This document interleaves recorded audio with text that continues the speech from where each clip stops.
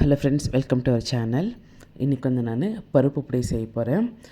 Daily sambar சாதம் ரசம் சாதம் சாப்பிட்டு வாய்க்கு டேஸ்ட்டே இல்லாத மாதிரி இருக்கும். அதனால கொஞ்சம் பருப்பு பொடி செய்யலாம்னு சொல்லிட்டு பருப்பு பொடி செஞ்சுருக்கேன். சுட சுட சாதம் வடித்து அதுக்கு 1 டேபிள் ஸ்பூன் பருப்பு பொடி போட்டு நல்லெண்ணெயோ நெய்யை போட்டு சாப்பிட்டிங்கன்னா சூப்பராக டேஸ்ட்டாக ரொம்ப நல்லாயிருக்கும். இந்த பருப்பு பொடி எப்படி செய்யலான்னு பார்க்கலாம் வாங்க. இந்த பருப்பு பொடிக்கு சூடாக சாதம் தான் ரொம்ப நல்லாயிருக்கும். சுட சுட சாதத்துக்கு உங்களுக்கு என்ன தேவை, நெய் நல்லெண்ணெய் இது ஒன்றா போட்டு மிக்ஸ் பண்ணி சாப்பிடுங்க. சூப்பர் டேஸ்ட்டாக இருக்கும், செம்மையாக இருக்கும். ட்ரை பண்ணிவிட்டு எனக்கு கமெண்ட் பண்ணி சொல்லுங்கள்.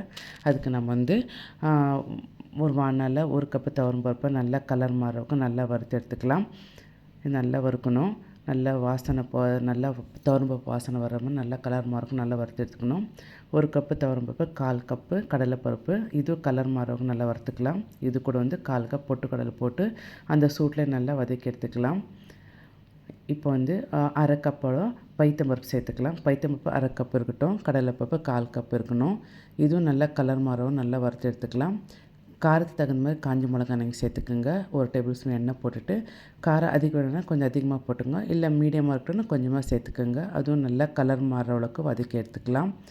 ஒரு 2 கைப்பிடியோட கருவேப்பிலை நல்லா வதக்கிட்டு அது கூட கொஞ்சமாக பெருங்காயத்தூள் சேர்த்து அதையும் நல்லா ஃப்ரை பண்ணி எடுத்துக்கலாம்.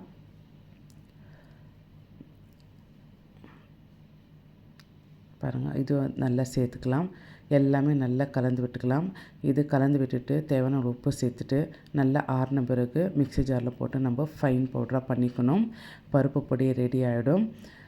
உங்களுக்கு சுட சுட சாதத்துக்கு நெய்யோ நல்லெண்ணெய் போட்டு சாப்பிட்டா வாய்க்கு டிஃப்ரெண்ட்டான டேஸ்ட் கொடுக்கும். நீங்கள் ட்ரை பண்ணிவிட்டு எனக்கு கமெண்ட் பண்ணி சொல்லுங்கள். இந்த வீடியோ பிடிச்சிருந்தா லைக் பண்ணுங்கள், ஷேர் பண்ணுங்கள், கமெண்ட் பண்ணுங்கள். மறக்காமல் சப்ஸ்கிரைப் பண்ணுங்கள். தேங்க்யூ ஃபார் வாட்சிங். Keep supporting. தேங்க்யூ.